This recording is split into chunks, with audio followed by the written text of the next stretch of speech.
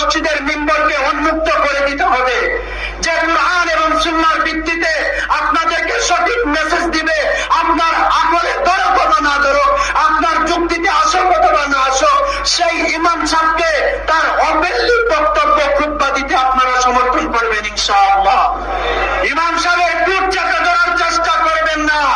ইমাম সাহেব আল্লাহর গুলামি করে, ইমাম সাহেব যখন মিম্বরে কথা বলে সভাপতিকে তারা চিনে না, ইমাম সাহেব যখন মিম্বরে কথা বলে কে কত টাকার মালিক ওইটা দেখে না, ইমাম সাহেব যখন মিম্বরে খুতবা দেয় স্বয়ং তার নজর থেকে আল্লাহর প্রতি। সে চিন্তা করে না আমার জবান থেকে কথা আসলে পরে আমার মুসল্লি আমার প্রতি সন্তুষ্ট হবে না অসন্তুষ্ট হবে। ইমাম তখন খেয়াল করে আমার জবান থেকে যে মেসেজটা আসবে, আমার মেসেজ আমার আল্লাহ খুশি হয় কিনা। প্রত্যেকটা ইমাম কথা বলবে তার আল্লাহকে সন্তুষ্ট করার জন্য, কোন মুসল্লিকে তো